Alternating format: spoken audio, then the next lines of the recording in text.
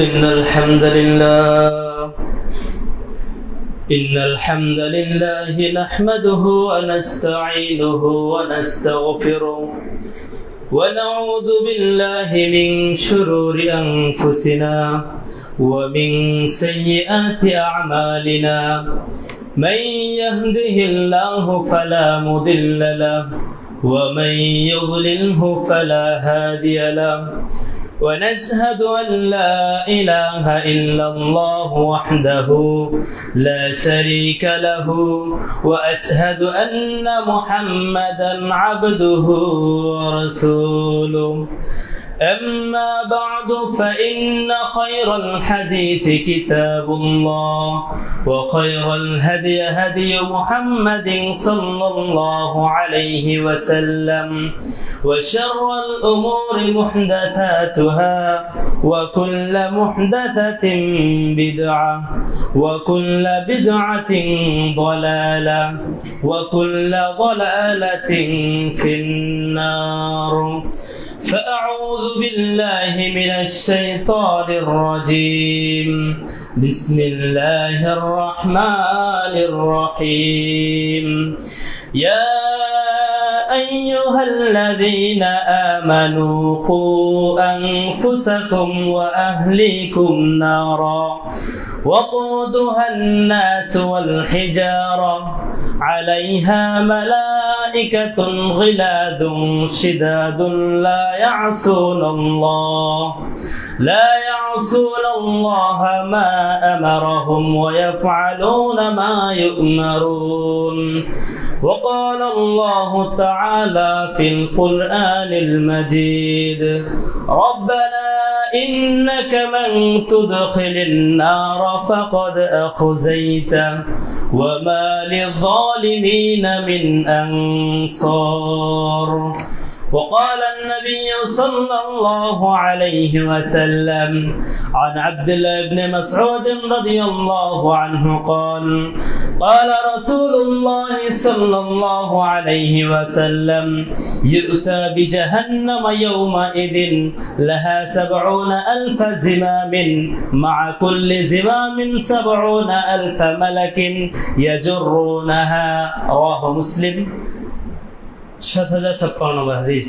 আলহামদুলিল্লাহ, সমস্ত প্রশংসা, সমস্ত তারিফ, সমস্ত গুণগান একমাত্র সেই মহান রব্বুল আলামিনের জন্য, যেই মহান রব্বুল আলামিন দীর্ঘ একটি সপ্তাহ পর আবার এই জামে মসজিদে জুমআর সালাত আদায় করার জন্য আমাদের সকলকে একত্রিত হওয়ার তৌফিক দান করেছেন। সেই মহান রব্বুল আলামিনের দরবারে আমরা সকলেই শুকরিয়া জ্ঞাপন করি, সকলেই বলি আলহামদুলিল্লাহ।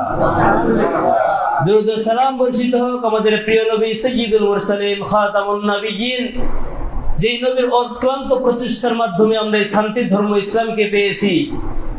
সেই নবীর প্রতি আমরা সকলে দুরূদ পাঠ করি, আমরা সকলে বলি আল্লাহুম্মা সাল্লি আলাইহি আল্লাহুম্মা বারিক আলাইহি।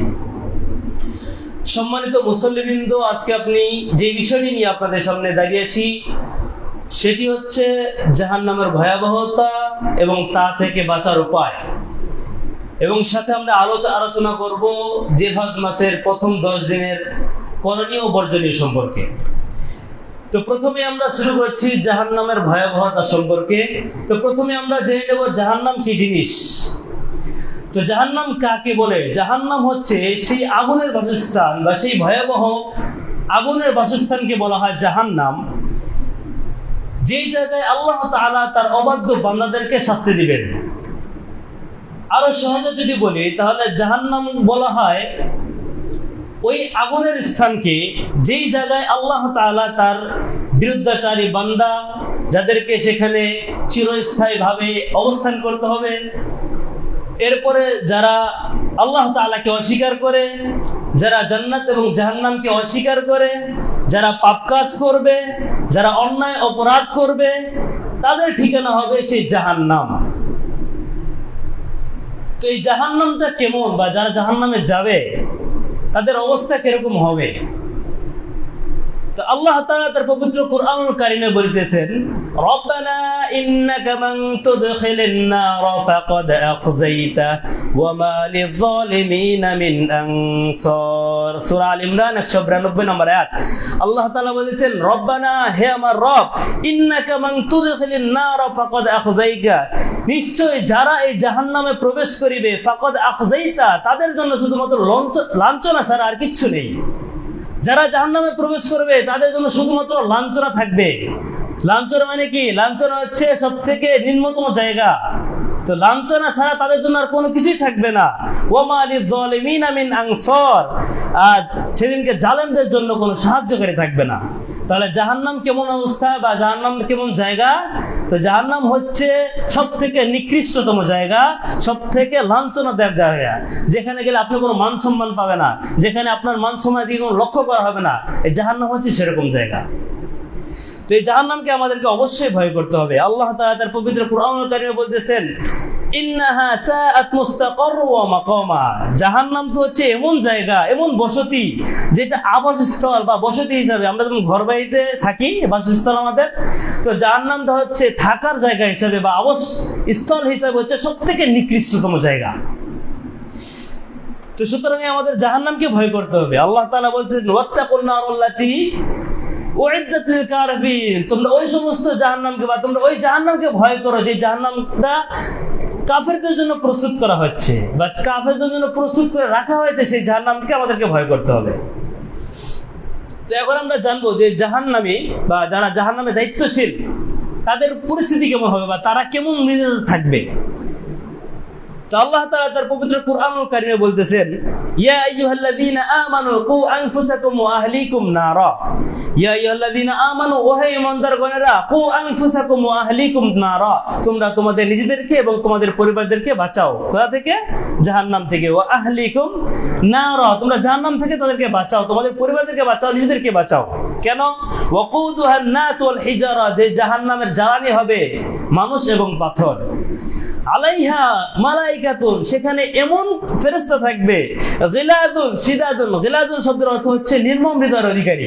আমরা তো মানুষ, একজন মানুষ যদি অপরাধ করে আপনার কাছে, তো পরবর্তীতে যদি আপনার কাছে একটু নরম ভাবে কথা বলে বা আপনার কাছে ক্ষমা চেয়ে নেয়, তাহলে আপনার মনটা গলে যায়। আমরা মানুষ, আমাদের মন নরম, কিন্তু সেখানে এমন ফেরেশতা থাকবে গিলাদুন, যাদের অন্তরটা থাকবে নির্মম হৃদয়ের। আপনি যতই চিল্লাচিল্লি করেন, যতই কাকুতি মিনতি করেন, তাদের কানে ঢুকবে না।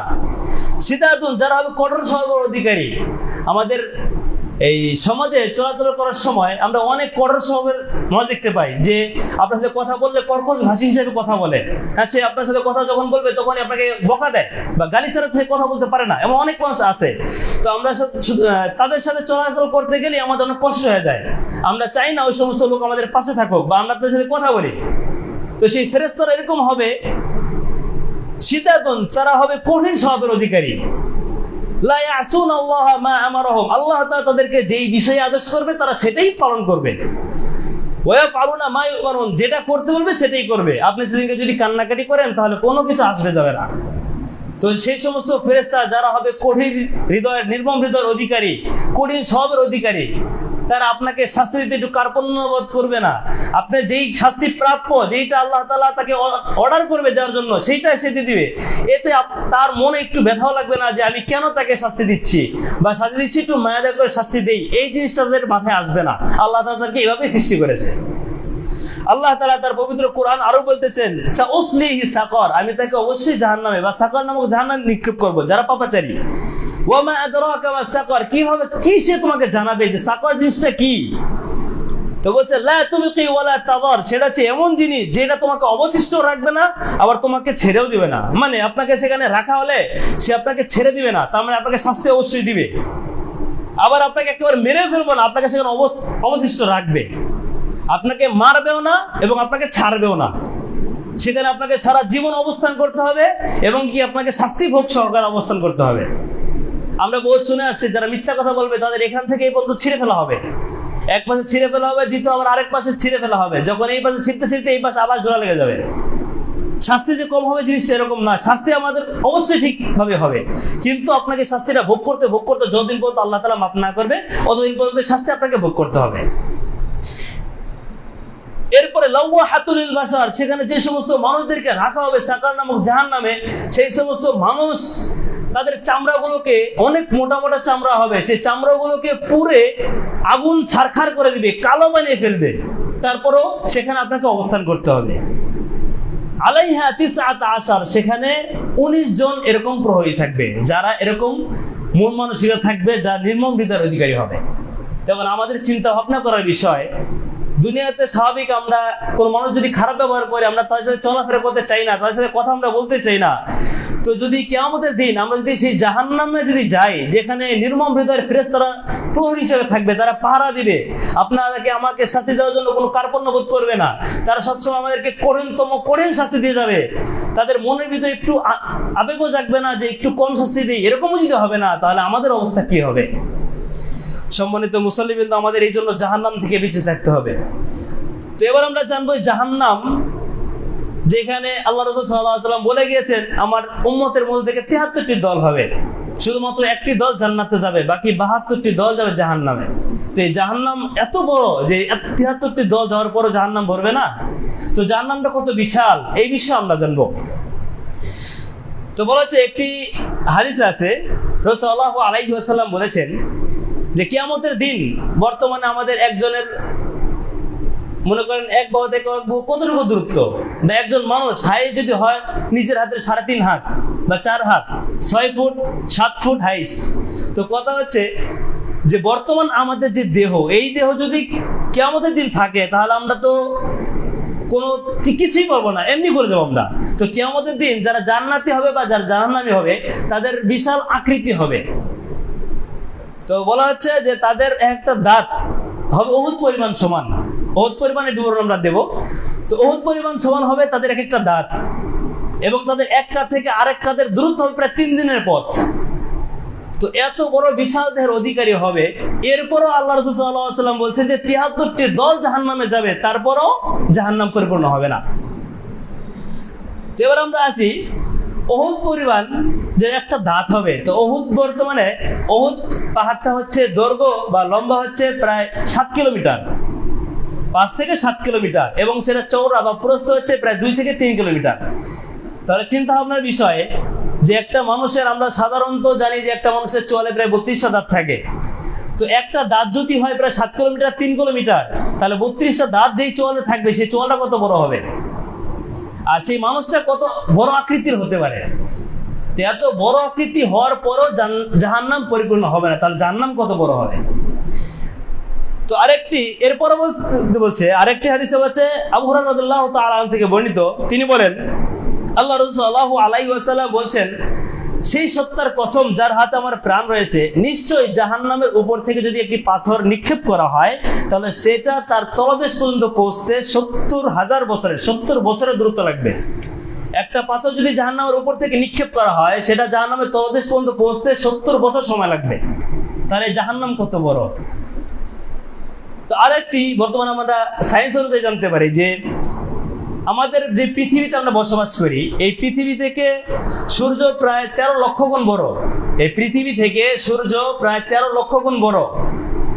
তো বলা হচ্ছে, হাদিসে বলা হচ্ছে যে এই কিয়ামতের দিন আল্লাহ তাআলা চন্দ্র এবং সূর্য দুইটাকে একত্রিত করে জাহান্নামে নিক্ষেপ করবে। চন্দ্র এবং সূর্য দুইটাকে একত্রিত করে আল্লাহ তাআলা জাহান্নামে নিক্ষেপ করবে, তারপর জাহান্নাম ভরবে না। আল্লাহ তাআলা তার পবিত্র কোরআনুল কারীমে বলতেছেন, ইয়াউমা নাকুলু লিজাহান্নামা হালিম তালাতি ওয়া তাকুলু হাল মিন মাজিদ।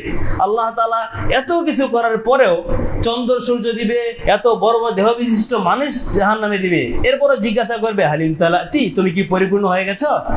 তখন জাহান্নাম আল্লাহ তাআলার কথায় উত্তর দিবে, হাল মিন মাজিদ, আরো কি আছে, আর কিছু দেওয়া যায় আমাকে, পরিপূর্ণ হয়নি এখনো। তাহলে এত বড় বা এত কিছু দেওয়ার পরেও তারপরও যদি জাহান্নাম না ভরে, তাহলে সেই জাহান্নামকে আমাদের ভয় করা উচিত কিনা? আমাদেরকে অবশ্যই জাহান্নামকে ভয় করতে হবে। এবার আমরা জানবো এই জাহান্নাম যে কত বড়, আরেকটা হাদিস দিয়ে বোঝাচ্ছি। আন আব্দুল্লাহ ইবনে মাসউদ রাদিয়াল্লাহু তাআলা আনহু قال قال রাসূল সাল্লাল্লাহু আলাইহি ওয়াসাল্লাম, আব্দুল্লাহ ইবনে মাসউদ রাদিয়াল্লাহু তাআলা আনহু থেকে বর্ণিত, তিনি বলেন আল্লাহ রাসূল সাল্লাল্লাহু আলাইহি ওয়াসাল্লাম বলছেন, ইউতা বিজাহান্নামা ইয়াউমাইদিন, কিয়ামতের দিন জাহান্নামকে নিয়ে আসা হবে, লাহা ৭০,০০০ জিমামিন, জাহান্নামের শরীরে ৭০,০০০ লাগাম থাকবে। আমরা লাগাম তো চিনি, আংটা। তো তো জাহান্নামের শরীরে 70,000 লাগাম থাকবে বা আংটা থাকবে। তো মা কুল্লি জিমামিন 70,000 মালাকিন, প্রত্যেকটি আংটার সাথে 70,000 করে ফেরেশতা থাকবে। ইয়াজুরুনাহা, তারা তাকে জাহান্নামকে টেনে নিয়ে আসবে। তো এখন চিন্তা ভাবনা করার বিষয়, আমরা অনেক ফেরেশতাদের অনেক ঘটনা শুনেছি যে সুলাইমান আলাইহিস সালামের অনুমতিতে একজন জিন সে চোখের পলকে বিলকিসের প্রাসাদ তুলে নিয়ে চলে আসছে। সেই চোখের পলকটা ফেলাইছে আর খুলছে, এতেই। তো ফেরেশতাদের শক্তির কোনো তুলনা করা যাবে না, ফেরেশতারা এত শক্তিশালী। তো এক একজন আন্টার সাথে বা এক একটা আন্টার সাথে 70,000 করে ফেরেশতা থাকবে। তেমনি ভাবে জাহান্নামে চারপাশে 70,000 লাগাম থাকবে বা আংটা থাকবে। তো 70,000 লাগামের সাথে 70,000 করে ফেরেশতাকে একটা আন্টার সাথে যদি জাহান্নামকে টেনে নিয়ে আসতে হয়, তাহলে সেই জাহান্নাম কত বড়, যাদের কোনো তুলনা করা যায় না, যাদের শক্তির কোনো তুলনা করা যায় না, তাদেরকে যদি 70,000 করে এক একটা লাগামের সাথে লাগে, তাহলে জাহান্নাম কত বড় হবে। আল্লাহ তাআলা আমাদের সকলকে জাহান্নামকে ভয় করার তৌফিক দান করুন, আল্লাহুম্মা আমিন। সম্মানিত মুসলিমবৃন্দ, এবার আমরা জানবো এই জাহান্নামের আযাব সম্পর্কে। তো জাহান্নামের আযাবের আমরা বিভিন্নভাবে জানতে পারি, বিভিন্ন হাদিস কোরআন বা বিভিন্ন ওয়াজ মাহফিলে জানতে পারি। জাহান্নামের আযাবের কোনো শেষ সীমানা নেই। আপনি যত পাপাচারী হবে, আপনি যত পাপ কাজ করবেন, আপনাকে শাস্তি তত বৃদ্ধি করা হবে। আপনি যদি অল্প পাপ কাজ করেন, আপনার শাস্তি অল্প থাকবে। আপনি যত বৃদ্ধি করবেন আপনার পাপ কাজ, শাস্তি আপনার তত বৃদ্ধি হতে থাকবে। তো রাসূল সাল্লাল্লাহু আলাইহি ওয়াসাল্লাম বলছেন যে কিয়ামতের দিন সবথেকে সহজ আযাব কোনটা হবে। আল্লাহ সাল্লাল্লাহু আলাইহি ওয়াসাল্লাম বলছেন, আন নু'মান ইবনে বাশির রাদিয়াল্লাহু তাআলা আনহু قال سمعت رسول الله صلى الله عليه وسلم يقول ان اهون اهل النار عذابا يوم القيامه لرجل يوضع في اخمص قدميه جمرتان يغلي منهما دماغه ما يرى ان احدا اشد منه عذابا وانه لاهونهم عذابا। সহিহ বুখারী 6561 নম্বর হাদিস। আল্লাহ রাসূল সাল্লাল্লাহু আলাইহি ওয়াসাল্লাম বলছেন, নু'মান ইবনে বাশির হতে বর্ণিত, তিনি বলেন আমি রাসূল সাল্লাল্লাহু আলাইহি ওয়াসাল্লামকে বলতে শুনেছি, রাসূল সাল্লাল্লাহু আলাইহি ওয়াসাল্লাম বলছেন, ইন্না আহওয়ানা আহলিন নারি আযাবান, নিশ্চয় যারা জাহান্নামী হবে কিয়ামতের দিন, যারা জাহান্নামী হবে তাদের ভিতরে সবথেকে সহজ আযাব হবে ওই ব্যক্তির লিরাজুলিন ইউদাউ ফি আখমাসা কদামাইহি জামরাতান, যেই ব্যক্তিকে জাহান্নামের দুটি বা জাহান্নামের আগুন দ্বারা তৈরিকৃত দুটি জুতা পরিধান করানো হবে।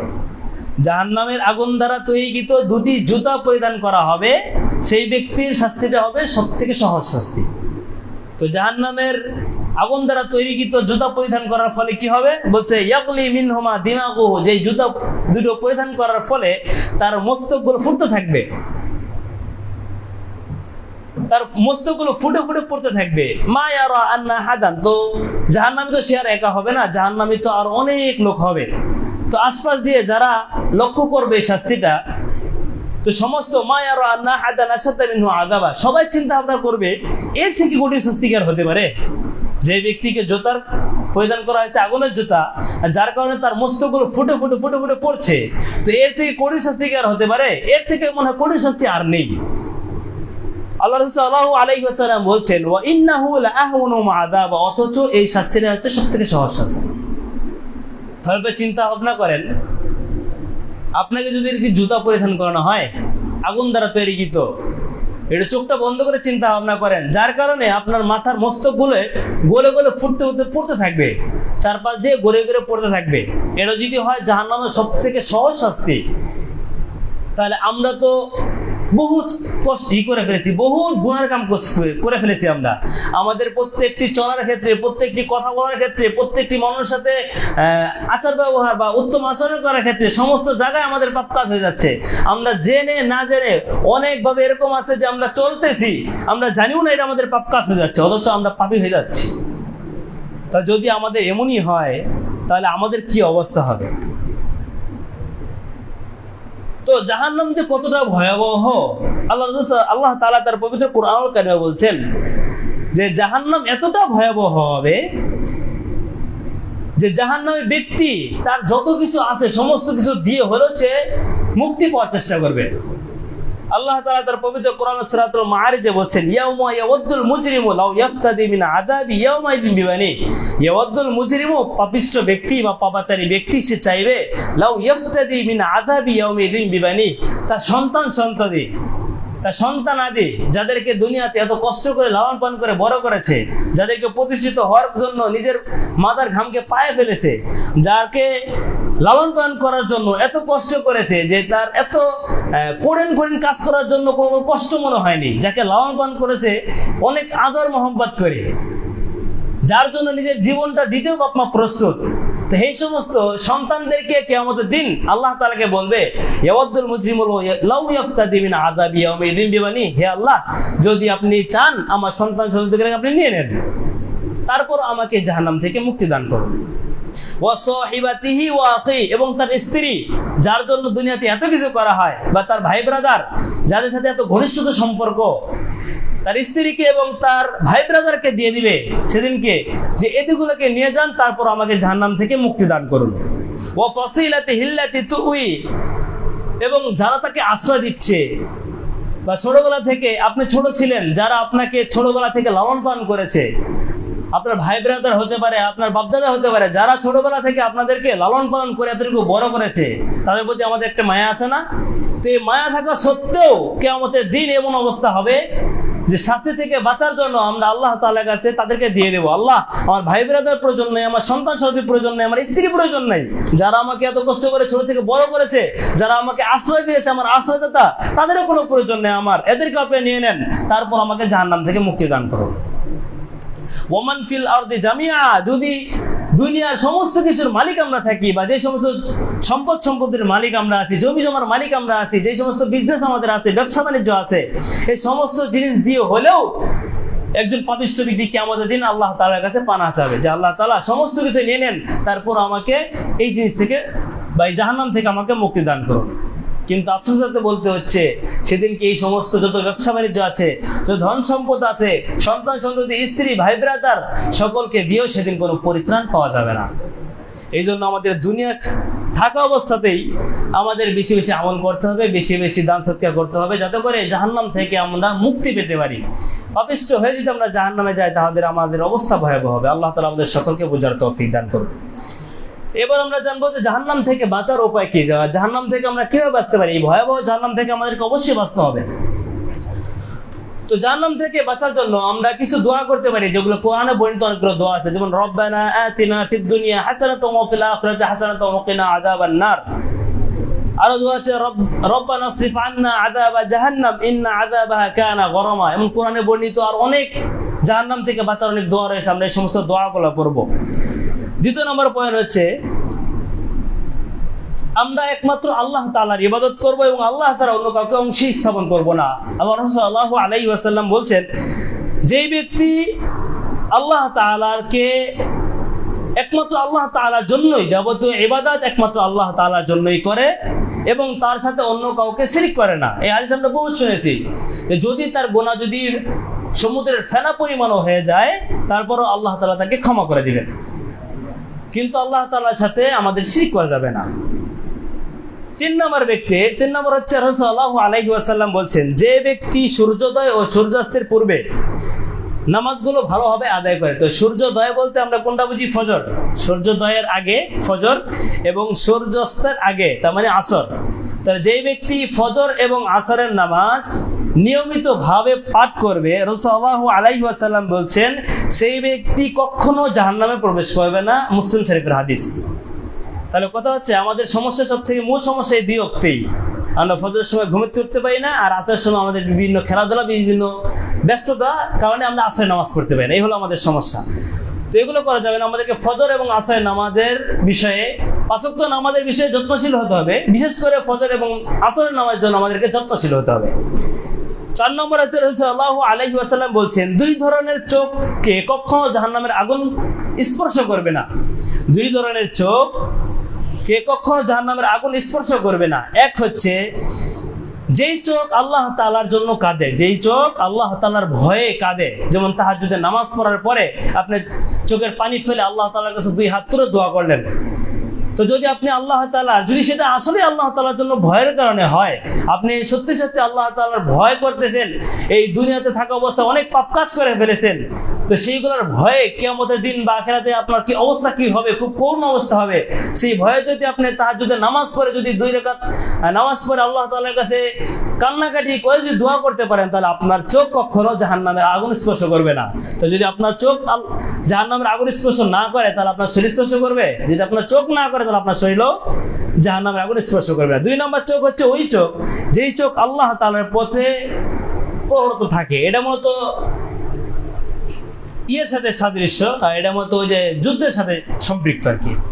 তো 5 নম্বর পয়েন্ট হচ্ছে রাসূল সাল্লাল্লাহু আলাইহি ওয়াসাল্লাম বলছেন,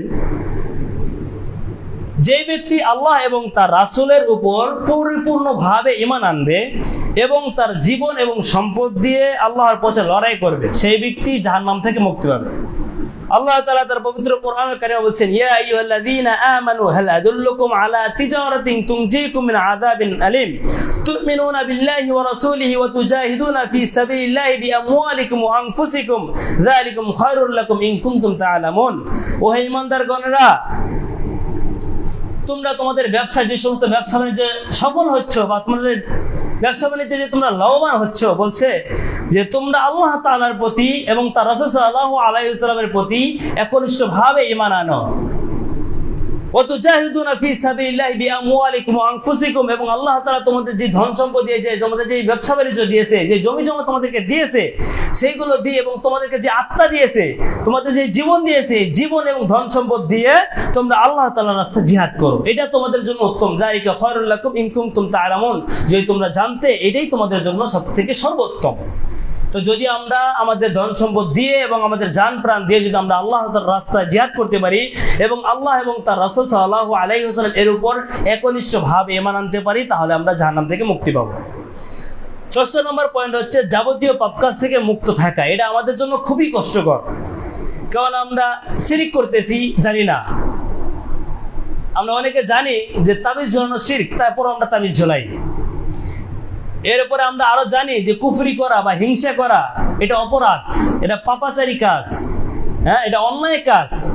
এরপরও আমরা মানুষের সাথে জুলুম করি না? আমরা আমাদের প্রত্যেকটি কাজের সাথে জুলুম মিশে আছে।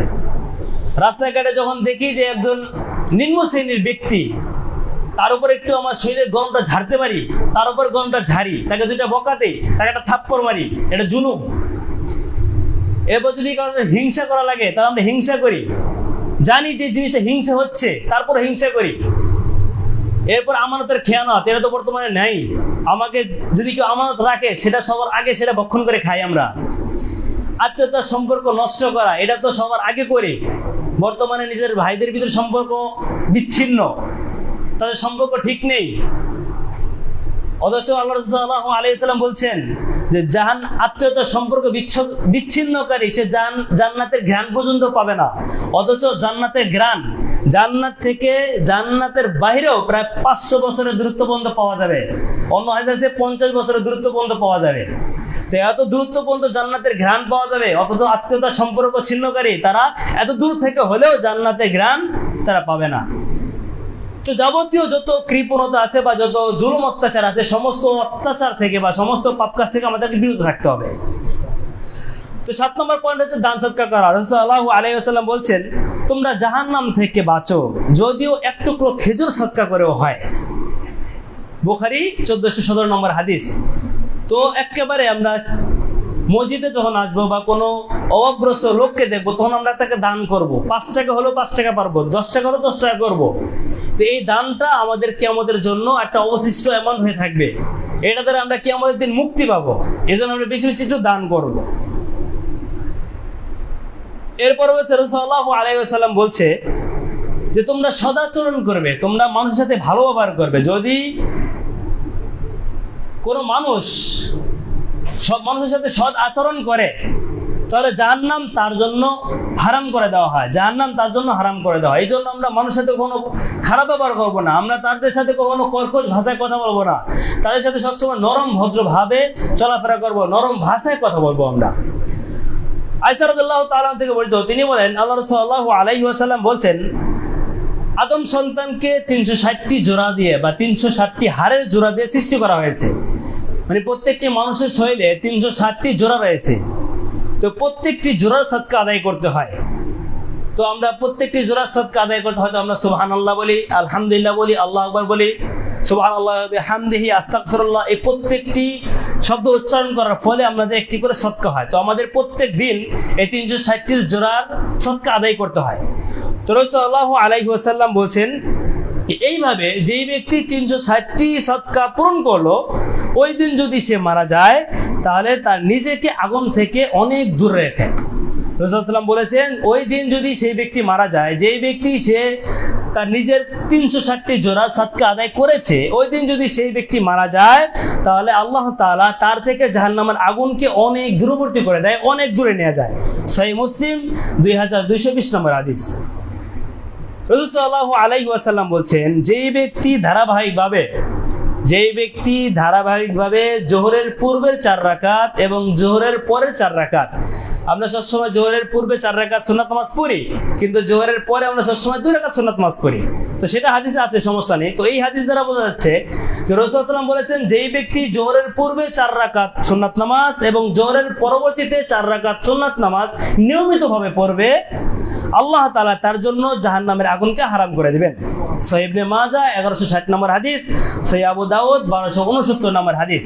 তাহলে জোহরের পূর্বে 4 রাকাত এবং জোহরের পরবর্তীতে 4 রাকাত, যেহেতু জোহরের পূর্বে আমরা 4 রাকাত পড়ি, জোহরের পরবর্তীতে আমরা 4 রাকাত করে পড়ার চেষ্টা করব। যদি আমরা ওই 2 রাকাতও আছে তো সেই 2 রাকাতের অন্য হাদিস আছে, আমরা সেটাও ছাড়বো তাও না, যে ওটাও আছে যে ব্যক্তি 12 রাকাত সুন্নাত নামাজ পড়বে আল্লাহ তাআলা তার জন্য জান্নাতে একটি ঘর তৈরি করে দিবেন। তো সেটাও পড়বো, কিন্তু এই হাদিসের উপর আমল করার জন্য আমরা জোহরের পরবর্তীতেও 4 রাকাত সুন্নাত নামাজ পড়ার চেষ্টা করব। আল্লাহ তাআলা আমাদের সকলকে তৌফিক দান করুন। সর্বশেষ যে পয়েন্ট সেটা হচ্ছে আসমা বিনতে ইয়াজিদ রাদিয়াল্লাহু তাআলা আনহা থেকে বর্ণিত, তিনি বলেন আল্লাহ রাসূল সাল্লাল্লাহু আলাইহি ওয়াসাল্লাম বলছেন যেই ব্যক্তি তার মুসলমান ভাইয়ের অনুপস্থিতিতে তার আত্মীয়তার সম্পর্ক বা তার সম্মান রক্ষা করে। এই হাদিসটা হচ্ছে এরকম যে আপনার পার্শ্ববর্তী যে আত্মীয় আছে অথবা আপনার পার্শ্ববর্তী একজন ভাই রয়েছে, তো সে সেখানে নেই, সে সেখানে অনুপস্থিত, কিন্তু আপনি সেখানে উপস্থিত, তো তার নামে বদনাম করা হচ্ছে বা গীবত গাওয়া হচ্ছে, সোজা কথা তাদের নামে গীবত গাওয়া হচ্ছে। তো আপনার সামনে তার নামে গীবত করা হচ্ছে, কিন্তু আপনি সায় দিচ্ছেন, হ্যাঁ সে লোকটা এরকমই, এটা আমরা করে থাকি। কিন্তু এই জিনিসটা না করে আপনি যদি তার বিপরীত করতে পারেন যে না ভাই এর নামে এ কথা বলো না, সে যখন থাকবে তখন বলিও, তো তার সম্মানটা, তার অনুপস্থিতি যদি আপনি তার সম্মানটা বজায় রাখতে পারেন তাহলে আপনি কিয়ামতের দিন মুক্তি পাবেন এই জাহান্নাম থেকে। তো আরো অনেক রয়েছে, তো জাহান্নাম থেকে বাঁচার আরো অনেক রয়েছে। তো জাহান্নাম থেকে আমাদের অবশ্যই বাঁচতে হবে, কারণ জাহান্নাম এমন ভয়ঙ্কর যে জাহান্নামে কথা যদি চিন্তা ভাবনা করি, বা আপনি একটু চিন্তা ভাবনা করবেন কোন এক সময় একাকী ভাবে নিরালা ভাবে আপনি একটু চোখটা বন্ধ করে চিন্তা ভাবনা করবেন যে আপনি মারা গিয়েছেন, এরপর আপনাকে কবরে রাখা হয়েছে। শুরু থেকে চিন্তা ভাবনা করবেন যে আপনি মারা গিয়েছেন, এর পরবর্তীতে আপনাদের আত্মীয় স্বজনদের অবস্থা কিরকম, বা তারা আপনাকে নিয়ে কিরকম আচরণ করতেছে। আপনাকে গোসল দেবে, গোসল দেওয়া শেষ, এর পরবর্তীতে আপনাকে অনেক মানুষ আত্মীয় স্বজনদের ভিতরে 2 ভাগ হয়ে যাবে, কেউ বলবে তাড়াতাড়ি বিদায় করো, আর কেউ বলবে একটু ধীরে স্থির বিদায় করো। রাসূল সাল্লাল্লাহু আলাইহি ওয়াসাল্লাম বলেছেন যে কোনো ব্যক্তি মারা গেলে তাকে তাড়াতাড়ি বিদায় করতে হয়। যদি সেই ব্যক্তি ভালো হয় তাহলে জান্নাতে বা কবরে তার জন্য ভালো জিনিস অপেক্ষা করতেছে, আর যদি সেই ব্যক্তি খারাপ হয় তাহলে সেই ব্যক্তি তোমাদের মাথা থেকে একটা বিপদ দুর্বিত হচ্ছে। যদি সে ভালো লোক হয় তাহলে জান্নাতে তার জন্য ভালো কিছু অপেক্ষা করতেছে, আর যদি সে তোমাদের সাথে, তোমরা তো জানো যে সে যদি খারাপ লোক হয়ে থাকে, সে তোমাদের সাথে জুলুম অত্যাচার করেছে, দুনিয়াতে থাকা অবস্থায় মানুষদেরকে টিকতে দেয়নি, নিজের ক্ষমতার গরম দেখিয়েছে, যদি এরকম হয়ে থাকে তাহলে তোমরা তোমাদের মাথা থেকে তাড়াতাড়ি বিপদটাকে দুর্বৃত্ত করো, তাড়াতাড়ি বিদায় করো। তো আপনি চিন্তা ভাবনা করেন যে মরার পরে আপনার আত্মীয় স্বজনের ভিতরে তিনি ভাগ হয়ে যাবে, যে কে আপনাকে রেখে আসবে কবরে রেখে আসার পরে যত সম্ভব আপনার সন্তান সন্ততি বা আপনার নাতি যারা আপনাদেরকে অনেক বেশি ভালোবাসে, আপনার স্ত্রী যারা আপনাকে অনেক ভালোবাসে, তার হাইট যদি হয় আপনাকে 1 মাস 2 মাস 6 মাস স্মরণ করবে, এর পরবর্তী আপনাকে ভুলে যাবে। আপনার কবরে যে কি অবস্থা হবে তার এটাও চিন্তা ভাবনা করবে না যে হ্যাঁ আপনি মারা গেছেন, আমি যদি একটু কোরআন তেলাওয়াত করি, তার নামে যদি দোয়া করি তাহলে সেটা তার কবরে গিয়ে সওয়াবের একটি কি হবে, পন্থা হবে, সে এই চিন্তা ভাবনাও করবে না। 6 মাস পরে সব ভুলে যাবে। বাপ যে মারা গেছে, বাপের নামে যে একটু দোয়া করতে হবে, সেই চিন্তা ভাবনা সে করবে না, সে সেটাও ভুলে যাবে দুনিয়াবি ব্যস্ততার কারণে। তাহলে আমাদেরকে কিয়ামতের চিন্তা ভাবনা করতে হবে। আর সমস্ত পৃথিবীতে বা আমরা বেঁচে আছি, আমাদের মৃত্যুবরণ করতেই হবে, এইটাই একমাত্র সত্য। আপনি এখন আগামীকালকে বেঁচে থাকবেন কিনা তার কোনো গ্যারান্টি নেই। আপনি সৌদি আরব যাওয়ার চিন্তা ভাবনা করছেন বা বিভিন্ন বাইরে যাওয়ার চিন্তা ভাবনা করছেন, সেটা আপনার নিশ্চিত না আপনি যেতে পারবেন। হতে পারে আপনি যাওয়ার আগে মৃত্যুবরণ করতে পারেন। আপনি গেলেন, বিমান বারস্ট হয়ে গেল, আপনি মারা গেলেন, ওই দেশে পৌঁছার আগে আপনি মৃত্যুবরণ করলেন। সৌদি আরব নামলেন, আপনার গন্তব্যে পৌঁছার আগে আপনি মৃত্যুবরণ করতে পারেন। তো তেমনি ভাবে দুনিয়াতে যা কিছু আছে সমস্ত কিছুর সব থেকে মূল সত্য যেটা, সেটা হচ্ছে আপনাকে অবশ্যই মরতে হবে। দুনিয়াতে আপনি চিরকাল বেঁচে থাকবেন না। আপনার বয়স হতে পারে আপনি 5 বছরে মারা গেছেন, 10 বছরে, বা আপনার বয়স এখন 50, আপনি হয়তো আরো 50 বছর বাঁচলেন, আর 100 বছরই বাঁচলেন, আপনার হয়তো 150 বছরই বাঁচলেন, তারপর আপনাকে মৃত্যুবরণ করতে হবে। কুল্লু নাফসিন যায়িকাতুল মাউত, প্রত্যেক আত্মাকে অবশ্যই মৃত্যুবরণ করতে হবে। অতএব যেহেতু আমাদের মৃত্যুবরণ করতেই হবে, যেহেতু আমাদের পরবর্তী একটি জীবন আমাদের জন্য অপেক্ষা করছে, সেহেতু আমাদের এই দুনিয়াতে গুরুত্ব কম দিয়ে আমাদেরকে পরবর্তী দুনিয়া বা আখিরাতের জন্য আমাদেরকে বেশি সম্বল উপার্জন করতে হবে, যাতে করে এই দুনিয়াতে যে যেমন বলুক, আমাদের কিয়ামতের দিন বা আমাদের পরবর্তী জীবনটা যেন আমাদের সুখময় হয়, সেখানে যেন আমাদের জাহান্নামে যেন অবস্থান করতে না হয়, সেখানে যেন আমরা যেন জান্নাতে থাকতে পারি। এজন্য আল্লাহ তাআলা আমাদের সকলকে যেন সেই তৌফিক দান করে। ওয়া আখিরু দাওয়ানা আলহামদুলিল্লাহি রাব্বিল আলামিন।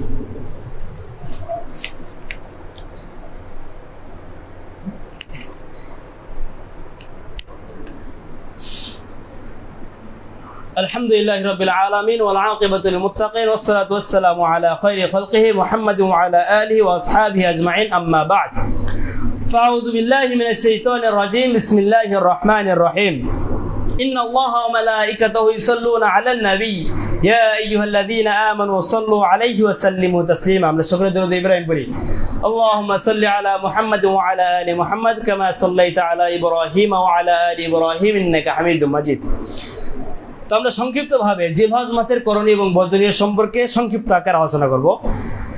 তো আমরা সকলে বহুত দিন যাবত শুনে আসতেছি, রাসূল সাল্লাল্লাহু আলাইহি ওয়াসাল্লাম বলছেন যে জিলহজ মাসের প্রথম 10 দিনের ইবাদত বা প্রথম 10 দিনের আমল, এর থেকে দিনের আমল সব থেকে উৎকৃষ্ট আমল আর নেই। তো জিলহজ মাসের 1 তারিখ থেকে জিলহজ মাসের 9 তারিখ পর্যন্ত এই 9 দিনের আমল আল্লাহ তাআলার কাছে সব থেকে বেশি গুরুত্বপূর্ণ। রাতের আমল কথা যদি চিন্তা ভাবনা করি, সেটা আমরা জানি যে রমজানের শেষ দশকে রাতের আমল অনেক গুরুত্বপূর্ণ। তেমনি ভাবে যদি দিনের কথা চিন্তা ভাবনা করেন, তাহলে জিলহজ মাসের 1 থেকে 9 তারিখ পর্যন্ত এটা হচ্ছে সব থেকে উত্তম। এই দিনগুলোতে আমল করা রাসূল সাল্লাল্লাহু আলাইহি ওয়াসাল্লামের কাছে অনেক প্রিয়, আল্লাহ তাআলার কাছে অনেক প্রিয়। এই জন্য আমরা এই সময় বেশি বেশি করে ইবাদত করার চেষ্টা করব। তো কি কি ইবাদত করতে পারি? তো এক নম্বর হচ্ছে, আমরা যারা কোরবানি করার ইচ্ছা পোষণ করেছি, তার আমরা চুল নখ এগুলো কাটা থেকে বিরত থাকবো। আল্লাহ রাসূল সাল্লাল্লাহু আলাইহি ওয়াসাল্লাম বলছেন, আন উম্মে সালামা রাদিয়াল্লাহু তাআলা আনহা قالت ان النبي صلى الله عليه وسلم قال اذا رايتم هلال ذي الحجه واراد احد ان يضحى فليمسك عن شعره واظفاره। সহিহ মুসলিম 4955, 56 এবং 57 নম্বর হাদিস। রাসূল সাল্লাল্লাহু আলাইহি ওয়াসাল্লাম বলছেন, উম্মে সালামা থেকে বর্ণিত, নবী সাল্লাল্লাহু আলাইহি ওয়াসাল্লাম বলছেন, তোমাদের কোনো ব্যক্তি যখন সে জিলহজ মাসের চাঁদ দেখবে, জিলহজ মাসের চাঁদ দেখবে, ওয়া আরাদা আহাদুন আইয়ুযহা, এবং সেই ব্যক্তি কুরবানি করার ইচ্ছা পোষণ করেছে, ফালইউমসিক আন শা'রিহি ওয়া আযফারিহি, সে যেন তার চুল এবং তার নখ কাটা থেকে যেন বিরত থাকে। তো যত আরবি মাস যথাসম্ভব এই 18 মে, তার মানে আগামী সোমবার চাঁদ ওঠার সম্ভাবনা রয়েছে। আগামী সোমবার মাগরিবের সময় যদি চাঁদ উঠে, তাহলে এই মাগরিবের নামাজ থেকে নিয়ে চুল নখ কোরবানি দেওয়ার আগ পর্যন্ত কাটা যাবে না। সোমবার থেকে নিয়ে শুরু করে পরবর্তী বৃহস্পতিবার পর্যন্ত চুল নখ কোনো কিছু কাটা যাবে না। এটা 1 নম্বর আমল। 2 নম্বর আমল হচ্ছে এই জিলহজ মাসের 1 থেকে 9 তারিখ পর্যন্ত টানা 9 দিন রোজা রাখা। যারা পারবেন 1 তারিখ থেকে, মানে আগামী সোমবার থেকে নিয়ে শুরু করে বুধবার পর্যন্ত টানা রোজা রাখবেন 9 দিন। যদি কারো পক্ষে সম্ভব না হয়, অন্তত আরাফার দিন রোজা রাখবেন। আল্লাহ রাসূল সাল্লাল্লাহু আলাইহি ওয়াসাল্লাম বলছেন, সিয়ামু ইয়াউম আরাফা আহতাসিবু আলা নাসি ইউকাফিরু সানাতা আল্লাতী ক্বাবলাহু ওয়া সানাতা আল্লাতী বা'দাহু। সহিহ মুসলিম 2636 নম্বর হাদিস। রাসূলুল্লাহ আলাইহি ওয়াসাল্লাম বলছেন, সিয়ামু ইয়াউমু আরাফা, যেই ব্যক্তি আরাফার দিন রোজা রাখবে, আহতাসিবু আলাল্লাহি, আমি আল্লাহ তাআলার কাছে আশাবাদী যে ইউকাফিরু সানাতা আল্লাতী ক্বাবলাহু ওয়া সানাতা আল্লাতী বা'দাহু, যে যেই ব্যক্তি আরাফার রোজা রাখবে আল্লাহ তাআলা তার পূর্ববর্তী 1 বছর এবং পরবর্তী 1 বছরের সমস্ত সগীরা গুনাহগুলোকে মাফ করে দিবেন। সুবহানাল্লাহ। তো আমরা সকলেই চেষ্টা করবো জিলহজ মাসের 1 তারিখ থেকে 9 তারিখ পর্যন্ত রোজা রাখার। যদি আমরা না পারি তাহলে আমরা অন্তত 9 তারিখ, জিলহজ মাসের 9 তারিখ বা আরাফার দিন, হ্যাঁ সেটা হচ্ছে আগামী বুধবার, এই বুধবারের পর বুধবার, যদি সেটা এই সোমবারের রোজা উঠে, বুঝবেন, যদি আরবি মাসের 29 এবং 30 মাস হয়ে থাকে, যদি এই সোমবারের রোজা উঠে তাহলে আরাফার রোজা হবে এর পরের সপ্তাহের বুধবার।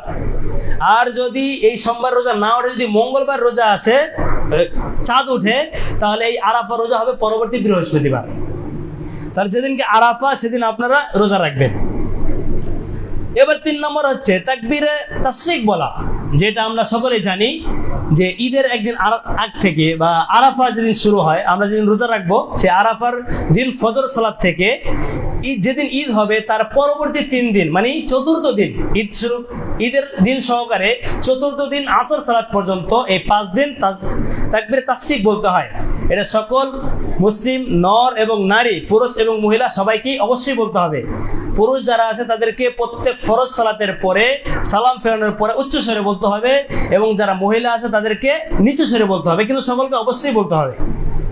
তো এই তাকবীরে তাশরিকটা আমরা সকলে পাঠ করব। আমরা সকলে জানি তাকবীর হচ্ছে আল্লাহু আকবার, লা ইলাহা ইল্লাল্লাহু, আল্লাহু আকবার ওয়া ইলাইহিল হামদ। এটা অন্যভাবে বলা যায়, আল্লাহু আকবার 3 বার বলা যায়, কোনো সমস্যা নেই। তাহলে আমাদেরকে অবশ্যই এটা পালন করতেই হবে।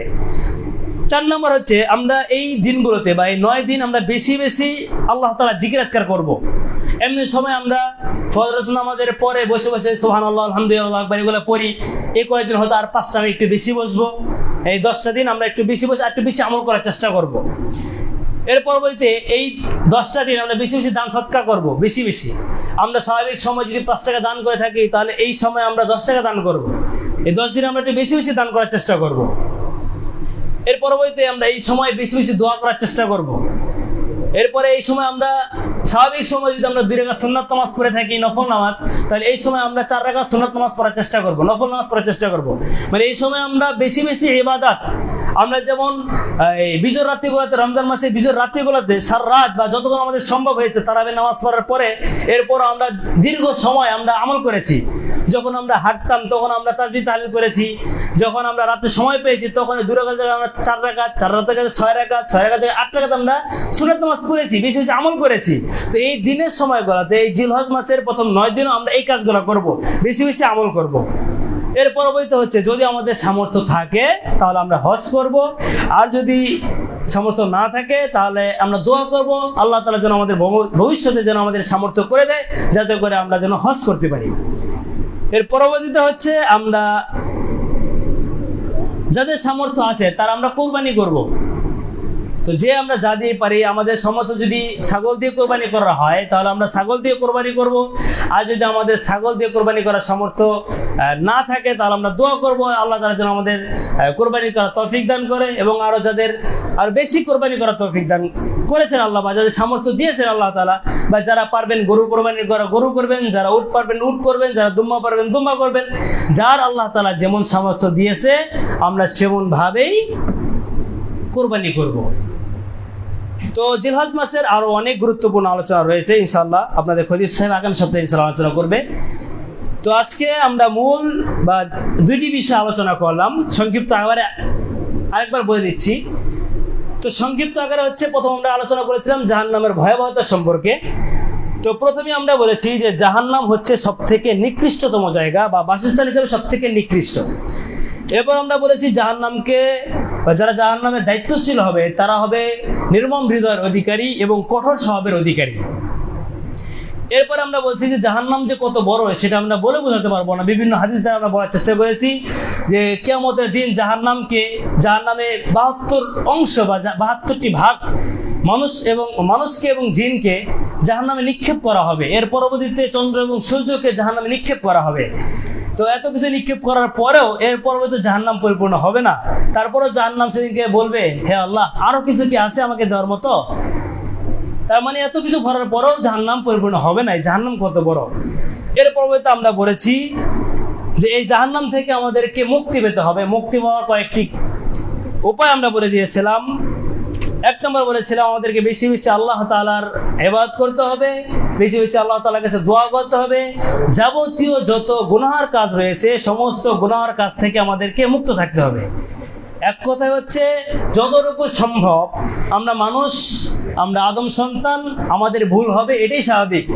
রাসূল সাল্লাল্লাহু আলাইহি ওয়াসাল্লাম বলেছেন আদম সন্তানের ভিতরে ওই ব্যক্তি বা ওই আদম সন্তান সব থেকে উত্তম যেই ব্যক্তির দ্বারা কোনো পাপ কাজ হয়ে গেছে, পাপ কাজ হওয়ার সাথে সাথে সেই ব্যক্তি তওবা করে নিয়েছে। তো যেই ব্যক্তি পাপ কাজ হওয়ার সাথে সাথে আবার আল্লাহ তাআলার কাছে তওবা করবে, হে আল্লাহ আমার দ্বারা ভুল কাজ হয়ে গেছে, তুমি আমাকে মাফ করে দাও, বা আমি যেন এই ভুল কাজটা যেন আবার না করি, তুমি আমাকে সেই তৌফিক দান করো, আস্তাগফিরুল্লাহ যে বেশি বেশি পাঠ করবে সেই ব্যক্তি হবে সব থেকে উত্তম ব্যক্তি। রাসূল সাল্লাল্লাহু আলাইহি ওয়াসাল্লাম বলছে যে একজন ইমানদার এবং একজন পাপিষ্ঠ ব্যক্তির ভিতরে পার্থক্য। ইমানদার ব্যক্তি হচ্ছে যেই ব্যক্তি একটি আমল করলো, ছোট একটি আমল করেছে, আমল করার ছোট একটি পাপ কাজ করেছে, পাপ কাজ করার পরে তার কাছে মনে হচ্ছে যে আমার উপরে একটি পাহাড়, বিশাল বড় একটি পাহাড় অবস্থান করছে। তো পাপ কাজ করার পরে সে চিন্তা ভাবনা করছে যে এই পাহাড়টা তার উপর কখন যেন পড়ে যায়। তার কাছে এই ছোট একটি পাপ কাজ সেটা পাহাড় সমতুল্য মনে হয়। যে সেই পাপ কাজটা করে ফেলেছে, কতক্ষণ সে আল্লাহ তার কাছে তওবা করবে, যদি তওবা না করে কখন তার পাহাড়টা তার উপর পড়ে যায়, সেই চিন্তা ভাবনা করে একজন মুমিন ব্যক্তি। আর যে ব্যক্তি পাপিষ্ঠ ব্যক্তি, তো সেই ব্যক্তি চিন্তা ভাবনা করে একটি ছোট পাপ কাজ করার পরে বা বড় একটি পাপ কাজ করার পরে সে চিন্তা ভাবনা করে একটা পাপ কাজই তো করেছি, তার কাছে মনে হয় যে নাকের ডাকে মনে একটা মশা বস্ত্র তাড়িয়ে দিলাম, এরকম মনে হয়। তো আমরা কিন্তু প্রথম ক্যাটাগরিতে নেই, আমরা আছি দ্বিতীয় ক্যাটাগরিতে। তো কোনো পাপ কাজ করার পরে আমাদের এই চিন্তা ভাবনায় হয় ছোট পাপ কাজ করি, পরে ক্ষমা চেয়ে নেব, এই হলো আমাদের অবস্থা। তো যদি এরকম হয় তাহলে আমরা ইমানদার অন্তর্ভুক্ত থাকলাম না, আমরা ওই পাপিষ্ঠ ব্যক্তির অন্তর্ভুক্ত হয়ে গেলাম। যে ব্যক্তি চিন্তা ভাবনা করে নাকে ডগায় মশা বসেছে তাড়িয়ে দিলাম, এরকম চিন্তা ভাবনা করলে আমাদের পরকালে রক্ষা পাবো না, আমাদের বাঁচার কোনো উপায় থাকবে না। এই জন্য আমাদেরকে সেই জাহান্নামকে প্রচণ্ড আকারে ভয় করতে হবে, এবং জাহান্নাম থেকে যেই সমস্ত জিনিস করা যায় বা যে সমস্ত আমল করা যায় আমাদের সমস্ত আমল করতে হবে, যাতে করে বিশেষ করে দোয়া করতে হবে আল্লাহর কাছে, যাতে করে আমরা জাহান্নাম থেকে যেন রক্ষা পাই। এর পরবর্তী আমরা আলোচনা করেছিলাম জিলহজ মাসের। তো জিলহজ মাসের বিশেষ করে এই জিলহজ মাসের রোজা রাখাটা অনেক গুরুত্বপূর্ণ। আমরা জিলহজ মাসের যদি সবাই 9টি রোজা না রাখতে পারি, আমরা অন্তত আরাফার রোজাটা রাখার চেষ্টা করব। এই আরাফার রোজা আমরা আমাদের জানা এবং অজানা, আমরা জানিও না আমরা কোন কোন জায়গায় পাপ কাজ করে ফেলেছি। আমাদের অনেক অজানা জায়গা আছে, সেই সমস্ত জায়গায় পাপ কাজ হয়ে গিয়েছে কিন্তু আমরা জানি না। তো এরকম জানা এবং অজানা সমস্ত সগীরা গুনাহকে আল্লাহ তাআলা মাফ করে দিবেন যদি আমরা একটা রোজা রাখতে পারি। সে আরাফার রোজা আমরা একমাত্র সুন্দর করে মঙ্গলবার দিন আমরা সাহরি খেয়ে তারপরে বুধবার জন্য রোজা রাখবো। আর যদি এই বুধবারে সোমবার যদি না ওঠে তাহলে আমরা বুধবার দিন রাত্রে খেয়ে আমরা বৃহস্পতিবার দিন এই আরাফার রোজাটা রোজা রাখার চেষ্টা করবো। আল্লাহ তাআলা যেন আমাদের সকলকে সেই তৌফিক দান করুন। আল্লাহুম্মা আমিন। আমরা সকলে দুরূদ ইব্রাহিম পড়ি। আল্লাহুম্মা সাল্লি আলা মুহাম্মাদ ওয়া আলা আলি মুহাম্মাদ কামা সাল্লাইতা আলা ইব্রাহিম ওয়া আলা আলি ইব্রাহিম ইন্নাকা হামিদুম মাজিদ। আল্লাহুম্মা বারিক আলা মুহাম্মাদ ওয়া আলা আলি মুহাম্মাদ কামা বারাকতা আলা ইব্রাহিম ওয়া আলা আলি ইব্রাহিম ইন্নাকা হামিদুম মাজিদ। আমরা দোয়া করব যারা আমাদের মধ্যে থেকে চিরবিদায় নিয়ে পরকালে চলে গিয়েছে, আমরা সকলে তার জন্য দোয়া করে আল্লাহ তাআলা যেন তাদের সমস্ত জীবনের গুনাহ খারাপ যেন মাফ করে দিয়ে তাদেরকে সকলকে যেন জান্নাতুল ফেরদাউস নসিব করে। আল্লাহুম্মা আমিন। আমাদের মধ্যে যারা অসুস্থ রয়েছে আমরা সকলেই তাদের জন্য দোয়া করব আল্লাহ তাআলা তাদেরকে তাড়াতাড়ি খুব দ্রুত সুস্থ করে বেশি বেশি আমল এবং বেশি বেশি ইবাদত, বেশি বেশি দান সদকা করার তৌফিক দান করেন। আল্লাহুম্মা আমিন। আমাদের যারা ব্যবসা বাণিজ্য করি আল্লাহ তাআলা আমাদের সকলের ব্যবসা বাণিজ্য যারা লাভবান করার তৌফিক দান করেন। আল্লাহুম্মা আমিন।